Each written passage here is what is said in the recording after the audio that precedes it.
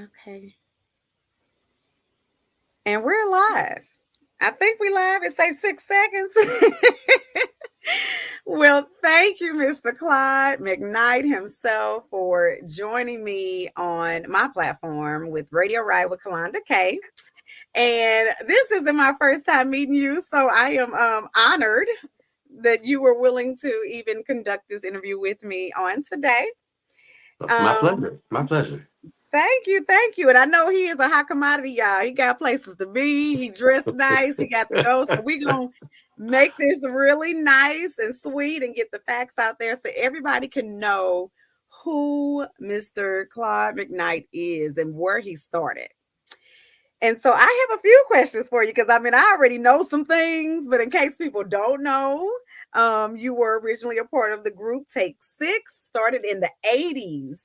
You all Hmm. have received several Grammy Awards, Dove Awards, Soul Train Award, and nominated for many other nominations. I mean, all across the board. I think NAACP. Yes, acapella, no music, voices. What inspired you to pursue the career music? I think if so, I've always been in music. My family's a very musical family, so we grew up with music around the house. I started singing in the choir, my grandfather's choir, when I was probably 10 years old or so. I think what really inspired me to do this as a career was my grandfather. Mm. I saw how he um, led a group and was so good at it. I was like, I'm going to have a group one day. I majored in music in school. And I was like, you know what? Let me start my own group. And before you knew it, we were performing all over campus and outside of the school there in Huntsville, Alabama. And we did a showcase, got a deal, and we were like, oh, wait a minute, we're in the music business now. So, You're like just like that, and I love how you all met. I love how it became Take Six, the story behind you all rehearsing in the bathroom, and but with the voices, you all kind of have. It reminds me like of a jazz yet spiritual sound, and it's one of a kind, to be honest. And so with that, what distinctive trait or innovative acapella sound that you all wanted to be known for? Was it a certain style in particular, or it just happened that way? so I think the thing for us is that we all play instruments. That's the first thing. And so we wanted to have Okay. an a cappella group that wasn't using any instruments outside of the human voice, but we wanted it to sound like we still were playing instruments. So I think Mm. that was the impetus behind what it is we do. We didn't want it to just sound like vocals. We wanted you to hear the guitars. We wanted you to hear the horns and all of that. So that's the way we arrange what it is we do. And yes, it is very jazz influenced. With six people, we're able to do the extended chords that fit right into, the jazz style. So it scratched all of the itches we had. I like that. You're in the choir, you got the bass, you got soprano, you got alto. You all covered it all and sound absolutely amazing. Can you share some behind the scenes on how you all kind of create your, melody or the songs in general? Because acapella is not easy. Yeah, so typically, well, let me go back. We all write, and Okay. we write different ways. Some of us come up with melodies first. Some may come with the idea of the song first, or the lyrics first, or a groove first.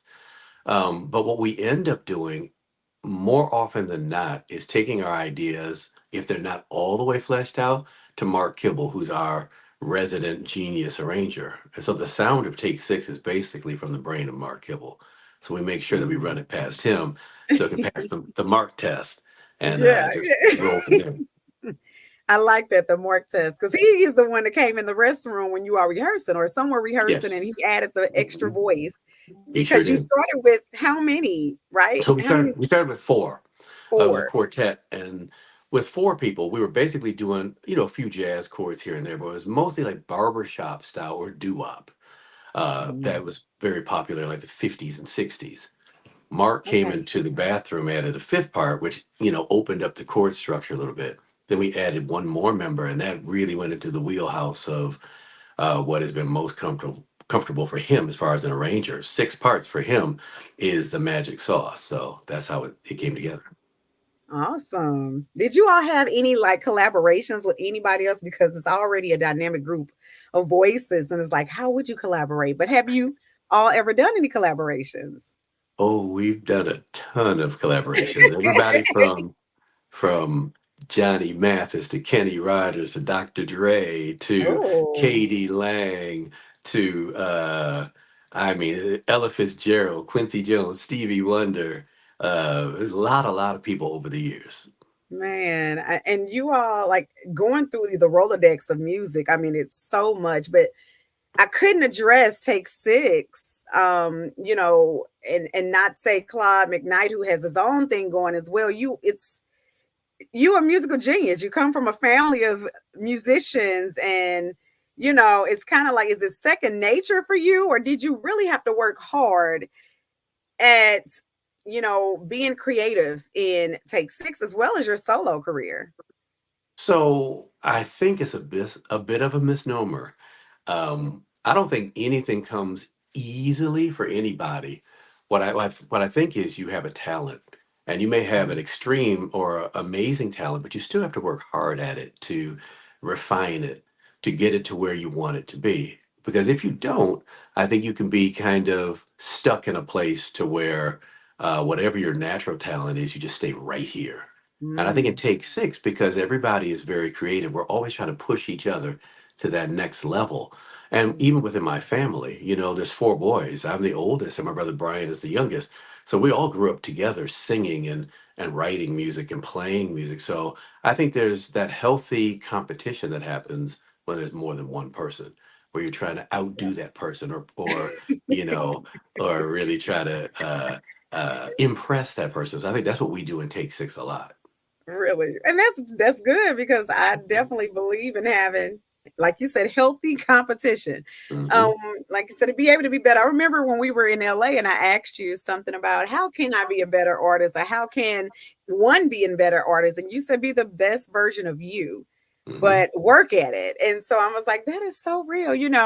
Um, are there any particular concerts or venues that you all have performed at that is always memorable for you? The first time we performed at Carnegie Hall was pretty amazing. You hear about this place forever, and then you're actually Yes. there, and you're like, "Whoa, wait, we're at Carnegie." So there Yeah. was that. The Hollywood Bowl's another one, Radio Okay. City Music Hall in New York. So we've been able to play in some really amazing venues. Or the first time we performed on the Grammys. So Yeah. all of these things stick out, and you don't take them for granted. You just you file them away, and you say, you know what, that was cool. That was cool. I love that. You all didn't really have any other groups, honestly, that were the same. I would say similar. Sometimes, you could share a lot of similarities with other groups, but you all really truly have always been set apart.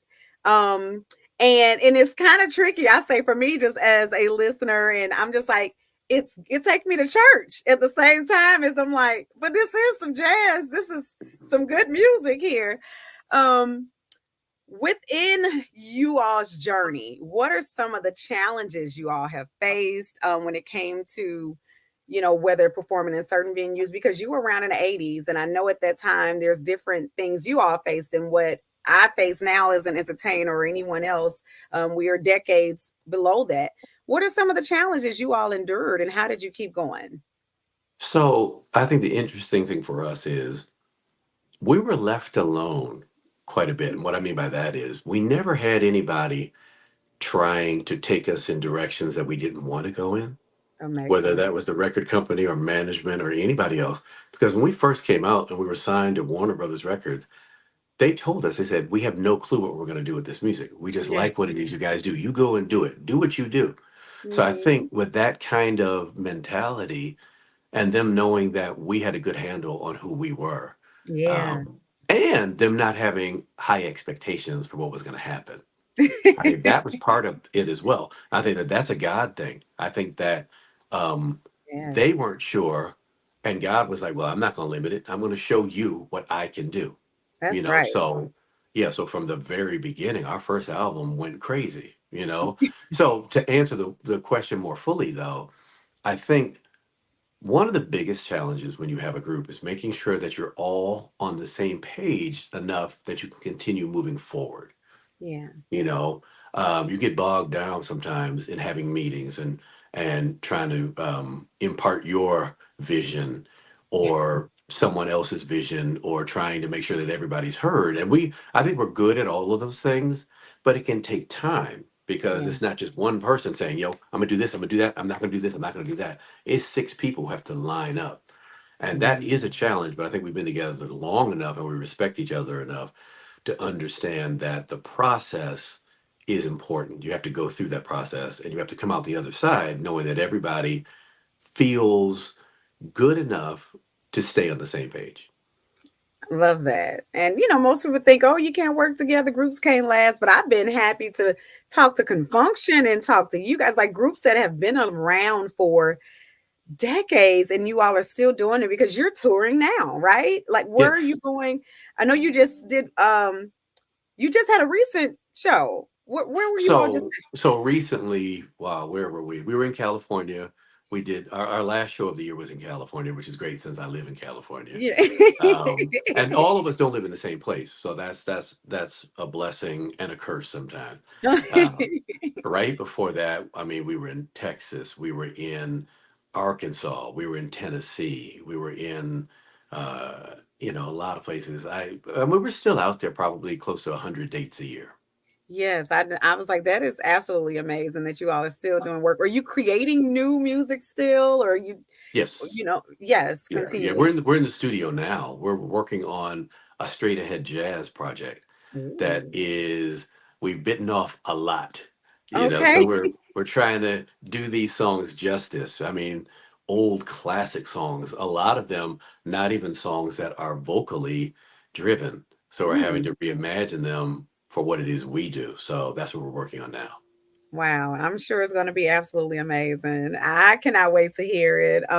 It's so hard to pick a favorite, to be honest. So going through all of you all songs and I'm just like, it's kind of hard to pick a favorite, but do you have a favorite that you all have performed or recorded particularly? It kind of changes depending on my mood, but I think near the top on any given day is Say Bro, which is the Brazilian wedding song that we did on Quincy Jones's Back on the Block album. Mm, There's just something about that song that is so beautiful. It was written by an amazing artist and writer named Yvonne Lins, who's a okay. Brazilian songwriter. And we did that on Quincy Jones's album. And sometimes you record something and you know it's magical while you're doing the recording. And that Yeah. particular song is like that. And there's a ton of other Take Six songs. The first song I wrote with my brother Brian is still one of my favorite songs. It's called Even Though. And it's a song Mhm. from our Join the Band album, which goes back Yeah. quite a few years. Windmills of Your Mind, which is a really, really cool song. So it goes in and out for me. And you have mentored and taught and encouraged and, spread your musical talent with other people. How does it make you feel to be able to pour into upcoming artists and those that you have given back to as far as, your teaching and your mentoring? So it feels great. And that sounds like a very pat, basic answer. But I Mm, think when you've been in this business for 10, 20, 30, almost 40 years, you mm. can't help but to share with other people. And if you don't share with other Say people, I that. think there's some kind of issue inside of you, Oh, yeah. especially if you've had any kind of success. You may not know exactly what a younger or newer artist is going through, but you can tell them some of the pitfalls. You can share your Yeah, experiences in a way that whether or not it makes sense to that artist in the moment, it may 2, 3, 5 years from now, that's right. because you've already been down that road. They haven't gotten there yet. So Mhm. I think it is incumbent on you. It's a necessity to share and give back. Yes, I love that. It is a necessity. Mhm. I think, a lot of upcoming artists, I'm sure, look up to the groups that are ahead of them, or people like yourself and Take Six, and and so they look for that opportunity to say, "Wow, they taught me something. They said something that I can carry with me every day." So I think that's beautiful that you take pride in that, and what you just said, that everybody should give back. I say we can't do Yeah, it forever.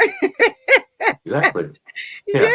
Yeah, not Mhm. forever. Is there any emerging acapella groups that you know about? Emerging, I mean, I'm sure there are. I don't keep up with the acapella groups necessarily. There are some really Okay. great acapella groups out there, Okay. who are much younger than us. Obviously, groups like Pentatonics and groups like Naturally Seven and Straight No Chaser. These are all groups that have been around a while. Mm-hmm. And what sets them apart is the fact that they all um, have a very strong identity of what their sound is. And I think that's important with a cappella groups. Yeah, we go to a lot of colleges and there's a lot of collegiate a cappella groups. And I'm always telling them you have to find something unique about what it is you do, whether or not that's the voices or the Mm-hmm. arrangements or whatever, because you have to be able to differentiate yourself from the other groups. Yeah, I love that's right. What do you do? Because he's getting ready to go, everybody, somewhere fancy. He said he got plans. I keep blasting him. I'm like, he got plans, but I'm really honored because he didn't have to sit here and talk to me. What do you do in your free time when you're not making music? What do you like to do? I love to work out. That's 5, 6 days a week. I play basketball 2 or 3 times a week. Just staying active. I like to travel a bit, but usually in my car, not too far, because being on the road a lot with Take Six and flying, I have to get out of the airplane mode. So there are times I get on my Mhm. motorcycle or on my car and just drive with no plan. I love movies, so things like that. And I Okay. love to read. Yeah. Yeah, I love that. And you said play basketball. Everybody, he is super tall. I guess next to me, I can't really say that. I don't know. How tall are you? Wait a minute. So on a good day, I'm close to 6'3", but I'm somewhere between 6'2" and 6'2.5". Oh, okay. He said, let me get that 6'3" on the good day. I That's love right. That's right. it. Yeah, I was like, oh, wait a minute. I have to look up. But no, that a basketball, this sounds pretty much good. Is there any future or upcoming collaborations or songs that you're looking forward to that's coming soon? Yeah. One in particular that, if and when it happens, I say if and when, we're praying that it's gonna happen, is with a very, very, very huge artist that will go Mhm. unnamed in the moment, Okay. just because it hasn't happened yet. Okay. But when it does, now I'm taking away the if part. Okay. When it When it does, does. people will be like, "Whoa, okay, I'm Take curious Six now. and so together." Yeah. So I'm yeah. curious. I mean, because I think anyone that you all work with, that has to be magical. Because you all are one of a kind. And so when you get to collaborate with other people, I'm sure those artists, no matter how big they are, can see the beauty in that as well to have an opportunity to work with Take Six. So are you doing yeah, go ahead. I'm sorry. No, I'm just gonna say it's a cool thing because we've been able to work with people that we enjoy and that we look up to, and we find out that they feel the same way. And when you have that in the room, I think it Mhm. lifts everything higher. Yeah, yeah, amazing. And I'm like, right, something you just said, you never know, right? Who's watching and who's paying attention and who's inspired by you. And so I don't know, do you have anything solo that you're working on and getting ready? Because if you all check out Claude McKnight, he got hit after jazz after, I mean, oh my God, it goes on and on. So I do a lot of stuff, and it's funny that you're asking this question because for many years now, I've been trying to figure out personally who am I as a solo artist because I've been in a group for more than half my life, and I Okay. know who I am in the group, and I love all kinds of music, and my range is wide enough that I could do a lot of things. So I'm still figuring that out. But to answer that question, yeah, I'm working on some stuff, and it's going to be more on the jazz and kind of Rat Pack era type stuff, with big band and all of Yeah. that. That Nat King Cole, Mm. Sinatra type stuff. Yeah. Okay, that Hmm. should be nice. I cannot wait to hear that because I'm like listening to your songs. I mean, I since I met you, I had to dig, even further. And I just want to know. I knew about Take Six, and I was like, let me see everything he's doing that's aside from that. But do you feel that you would have always done something solo? Or did you feel like Take Six is forever my thing and I No, will I never do? so Okay. so one of the reasons I started a group is because I grew up being very, very shy. Mm. And I knew, I was like, no, I'm not going to do a solo thing ever, because there's strength in numbers, you Yeah. know. But I think over the years, again, you start flexing the muscles that you haven't been working out, and once Mm. you do that, you start saying, oh, I can do a little bit more. I can do something different, or now I can scratch that itch that I may have had that started coming up. So I think that that's what's happening for me in the past 10 years or so, and certainly in the past 2 or 3 years is, what if I do this myself or do this? Because some of the things that I want to do wouldn't be conducive for take six. So Mm. that's what I'm Okay. experimenting with now. Do you still fall back on Mark for your individual project? Does he help with that too sometimes or He has a little bit, but I like going out and branching out into other areas and production uh, qualities from people that I may not have initially thought of. Because you okay. like to bump heads with something and someone else will be like, oh, I would have never thought of that. Let's go in this direction, to where you can do like this, where you come together, as opposed to being on the same page and always doing the same thing. Yeah, I love that. I love that. Well, I love the fact that you spent your time with me. I stayed true to my time with Claude. I said he gotta go. He got an event to be at. I am grateful. I thank you. It was an honor to meet you in person. It was an honor to talk to you and spend time sitting there running our mouths together. To see the personality of you outside of your music and outside of Take Six. Extremely hilarious, extremely down to earth. And so thank you, though. Thank you for the encouraging words. And thank you for sharing your story with everybody who is watching today and will watch, later on. And so enjoy your day, the rest of your evening, and the event that you're going to attend. Um, and thank you. And I'll be looking for this next song. I can't wait now. Well, thank you. And I appreciate you. I just want to say, keep on doing what you're doing. I appreciate the fact that you reached out. And, I don't do all the things that I'm asked to do. So this was a great interview. Keep doing you, keep being you. Good luck with your music and your acting and everything else. And just keep reaching for the sky. Thank you. I appreciate it. Well, thank you. Enjoy. Have a good evening. And Happy New Year. So, yeah, because Happy I New Year didn't to you. saw you in 2023. This is 2024. Thank you Mhm. guys. Thank everybody for tuning in. I'm Kalonda K with Radio Riot. Again, follow me on all platforms at Kalonda K. Thank you and good night.